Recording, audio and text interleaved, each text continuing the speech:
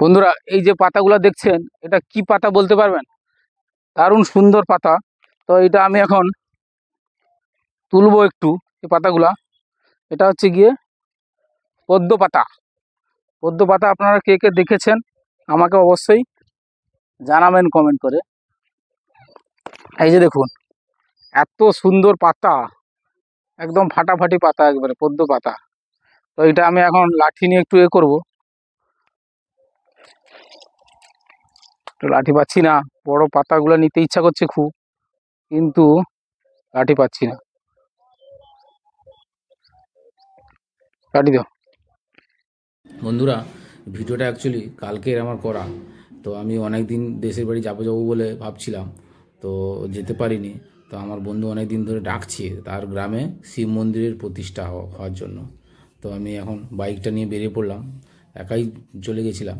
তো বাইক নিয়ে বেরিয়ে পড়েছি ঠিক দুপুর 12টা 12:30টার দিকে বেরিয়ে পড়লাম। তো গিয়ে যখন দেখি বিরাট আয়োজন, বিরাট শিব মন্দির, প্রচুর লোকের আইটেম। তো আমিও বাইকটা সামনে রেখে ঢুকে পড়লাম, এই প্যান্ডেল দিয়েই সুন্দর ঢুকে পড়লাম ভিতরে। যখন গিয়ে ভিতরে দেখি কত লোক, প্রচুর লোক, ঠাকুর আছে, অনেক ঠাকুর।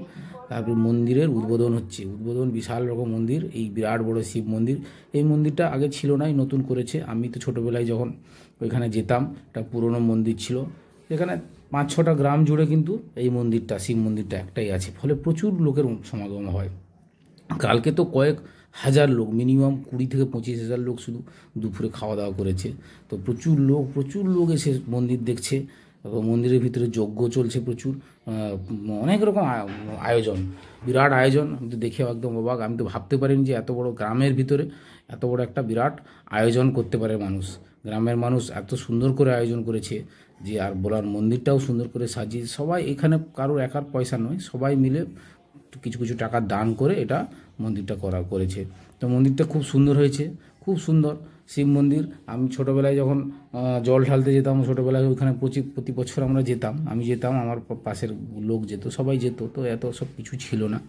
তো এখন নতুন এই মন্দিরটা করেছি। তারপরে আমি প্রসাদ খেতে বসে গেলাম, হাজার হাজার লোক প্রসাদ খেয়ে চলে যাচ্ছে, মানে বসার জায়গা পাচ্ছে না, এত পরিমাণ লোক, এত পরিমাণ লোক। আমি তো কোনো রকম করে জায়গাটা নিয়ে বসে গেছি। যাই হোক, খাওয়াটা শেষ করে তারপরে এদিকে যজ্ঞ চলছে, সকাল থেকে ওদের যজ্ঞ চলছে, একদম মিনিমাম 15 থেকে 20 জন পুরোহিত এনে যজ্ঞটা চলছে। আর এই যে জায়গাটা দেখলেন, এইখানেই আগে আমরা ছোটোবেলায় আসতাম, এইখানেই জল ঢালা হতো। এইরকম ছোট্ট একটা মন্দির ছিল। তো যাই হোক, মন্দিরটা ঘুরে আবার একটু দেখিয়ে দিলাম আপনাদেরকে ভালো করে। এটা মূল মন্দিরের ভিতরের অংশটা, শিব আর দুর্গা বসে আছেন ভিতরে। এটা মূল মন্দিরের চারপাশের একটু অংশটা দেখিয়ে দিলাম, চারদিকের অংশটা খুব ভালো, সুন্দর একটা অংশ। তারপরে এই যে পুকুরটা দেখতে পাচ্ছেন, এই পুকুর থেকেই আমরা ছোটোবেলায় জলটা তুলে সেই মন্দিরের, শিব মন্দিরের মাথায় ঢালতাম। তো এখন সুন্দর করে পুকুরের এটা বাঁধিয়ে দিয়েছে, সুন্দর করে করে দিয়েছে মন্দিরে। এটা মন্দিরের এক সাইডের অংশ। সব মিলিয়ে টোটাল অংশটা কিন্তু খুব দারুণ করেছে, খুব ভালো লেগেছে আমার। এদিকে মানে খাওয়া দাওয়ার যে আয়োজন করেছে ওরা, এটাও, এই ব্যবস্থাটাও খুব সুন্দর করেছে। সব মিলিয়ে আমার কিন্তু খুবই ভালো লেগেছে কালকের এটা। তো যাই হোক, আমি খাওয়া দাওয়া করে চলে এলাম, ব্যাস এইটুকু, আর কিছু বলবো না আজকে। টাটা।